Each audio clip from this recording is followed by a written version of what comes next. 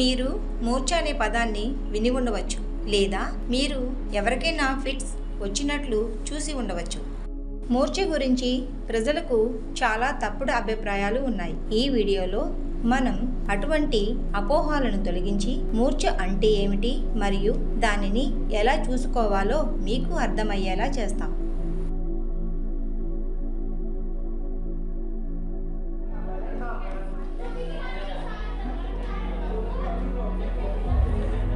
రోహన్కి ఏమైంది?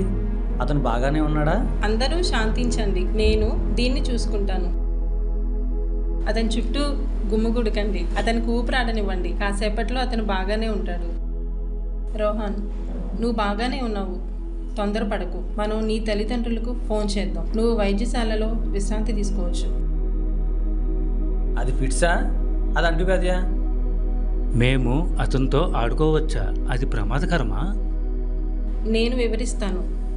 రోహన్కి మూర్ఛ వ్యాధి ఉంది. ఇది మెదడులో వచ్చే ఒక పరిస్థితి. దీనివల్ల మీరు చూసినట్లుగా చేతులు, కాళ్ళు అదుపు లేకుండా కదులుతాయి. మూర్ఛ ఒకరి నుండి ఒకరికి సంక్రమించదు. మీ అందరిలాగే రోహన్ కూడా చదువుకోవచ్చు, తరగతికి వెళ్ళవచ్చు, ఆడుకోవచ్చు మరియు సరదాగా ఉండవచ్చు. ఇలా జరిగినప్పుడు అతనికి కొంత మద్దతు అవసరం, అంతే. మళ్ళీ ఇలా జరిగితే మనము ఏమి చేయాలి? మంచి ప్రశ్న. ఇలా మళ్ళీ జరిగితే గుర్తుంచుకోండి, మీరందరూ ప్రశాంతంగా ఉండాలి మరియు అతని ప్రక్కకు పడుకోబెట్టడానికి సహాయం చేయాలి. అలాగే ప్రమాదకరమైన వస్తువులను అతని నుండి దూరంగా తరలించండి. మనం అతన్ని గట్టిగా పట్టుకోవాలా? లేదు, అతన్ని పట్టుకోవడానికి లేదా అతని నోటిలో ఏదైనా పెట్టడానికి ప్రయత్నించవద్దు. ఫిట్స్ తగ్గే వరకు వేచి ఉండండి మరియు అది చాలాసేపు ఉంటే టీచర్ సహాయం కోసం పిలవండి. మాకు రోహన్ పరిస్థితి గురించి చాలా ఆందోళనగా ఉంది. అతను పాఠశాలలో రాణించగలడా? ఖచ్చితంగా. కొన్ని భద్రతా జాగ్రత్తలతో రోహన్ ఏ ఇతర విద్యార్థిలాగే రాణించగలడు.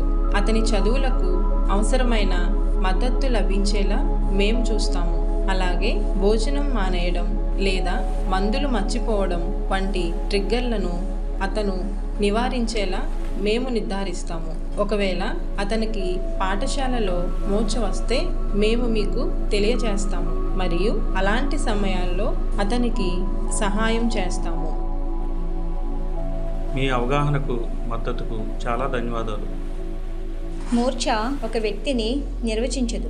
అవగాహన, ఆమోదం మరియు కొద్దిపాటి శ్రద్ధతో ప్రతి ఒక్కరికి సమాన అవకాశం లభించేలా మనం చూడవచ్చు. కొంచెం మద్దతు మరియు సరియైన సహాయంతో మూర్ఛ ఉన్న పిల్లలు సాధారణ జీవితాన్ని గడపగలరు. పెద్దల విషయంలో కూడా ఇదే వర్తిస్తుంది.